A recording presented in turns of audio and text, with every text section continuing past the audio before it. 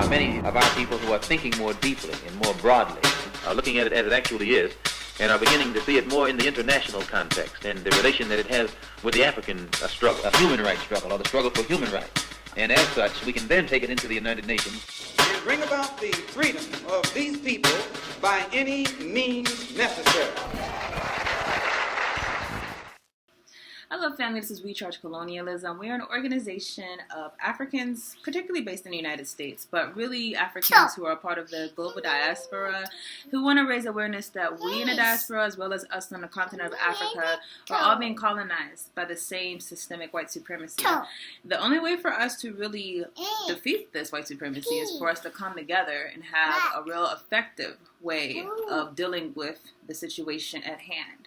Now, one thing that we probably are never aware of is just how the individual buying powers that the capitalist system implicates against our people has really caused us to participate in our own exploitation many times. And one perfect example of this is the cocoa trade, because I'm sure a lot of you, like I have, and definitely most people do, we all like chocolate, right? I mean, we all eat chocolate. You might eat it casually, but I'm sure at some point you probably eat chocolate.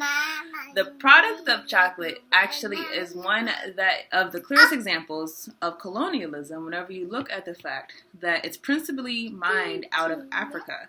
Cocoa is principally mined out of Africa. And of course, the Africans who should have the rightful say over the product, the rightful say to set the prices, the rightful say to set their conditions of working, are very much exploited, very much handicapped, and very much being enslaved by the capitalist system like they have in many other occasions.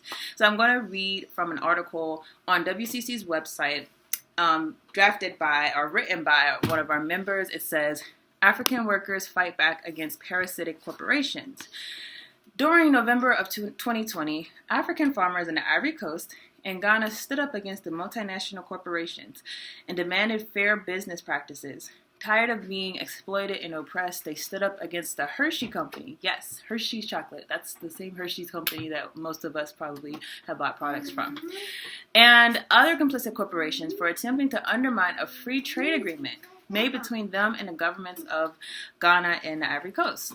The struggle of the cocoa farms of West Africa against economic exploitation is rooted in 19th and 20th century colonialism and parasitic capitalism. Now, this article goes into a lot of details. I'm giving you guys a brief overview, but if you really are interested in this issue, I encourage you to go to We Charge Colonialism's website and read the article in depth. Now, just a brief history of the cocoa bean trade in West Africa. It says, the development of cocoa in West Africa has been linked to slavery and forced labor since the first commercial product in the late 19th century. Enslaved Africans were transported to Angola in the island of Sao Tome and Principe to work on the new cocoa estates. The Portuguese are credited for having first brought cocoa free trade from the Americas to African tropics as far back as 1822. Portuguese oversaw the planting of cocoa on the island, and it was not until about 1870, however, that the cultivation was undertaken seriously there. In 1893, there was no cocoa being produced in Ghana, but by 1911, Ghana became the world's richest exporter the largest exporter of cocoa beans, exporting 40,000 tons a year, reaching 200,000 in 1923, and it passed 300,000 in 1936. Now let's talk about the dark side of this, of course.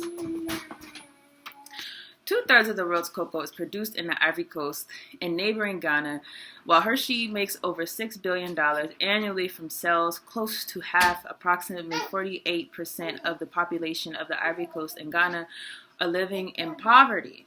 As former European colonies, Ghana and the Ivory Coast have yet to broken the yoke of imperialism. In effect, both countries still serve as colonies for European corporations that continue to rape both nationals of their resources while profiting billions. Now, keep in mind, again, that these are multi-billion-dollar corporations that are taking these products out of Ghana, and yet the people are left impoverished. Now, these products are sent all over the world. Many Africans throughout the diaspora are using the products. Many of us don't even know the history of it, and many of us are unaware of the fact that these same products are literally being taken from people, and the people are being given nothing. So it's modern day slavery in another context that we've seen play out historically, and we keep seeing play out inside of many capitalist industries as they seek to profitize off of our labor without actually granting us the human decency of even setting our wages with these types of things. So the question becomes, what do we do whenever we find out that something that we probably use day to day, or certainly week to week, is literally being used to handicap and to exploit our people? Well, the thing that you should do is, number one, make assessments on what you're willing to do politically to organize to help your people. Now, it might sound simple to just say, well, I'll just not eat chocolate, or I'll just not eat Hershey's, but let's be real, an individual making a personal decision is not going to do anything to help the situation, particularly if they're not doing things to organize around a cause that is actually going to bring light to the situation. So it's one thing to say, I as an individual, I'm going to take a moral stance and not eat chocolate, good for you, but if the purpose is to actually stand in solidarity, then you have to say that I as an individual, I'm going to find other people who agree with me politically, and I'm going to organize with them in order for us to stand and be loud in our opposition to these oppressive systems. The other thing, obviously, is also to not just stand as far as individual buying of products, but also following the money.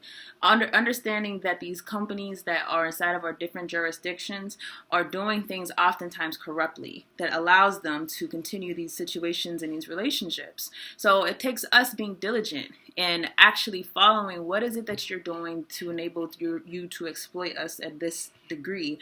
That takes a level of organization as well, because we have to have the resources, and resources then it does not necessarily mean money. Certainly bodies, human beings who are willing to devote themselves to the cause, that is a resource in itself. And people who are willing to also give monetarily, that also becomes a resource. But we have to have the resources to address this system, and that only comes through organization. So what do you do when you find out that your product that might be your favorite product is actually being used to handicap and exploit you? I say what you do is you get inside of an organization. And if you're interested in joining this organization, you could go to wechargecolonialism.org. You can go to our website, and you could go to the part that says interested in joining, I believe it says. The link will be down below. And regardless of what organization that you decide to join, we hope to see you in the field organizing with your people and on the front of Black liberation. So that's all. We will see you in the next video.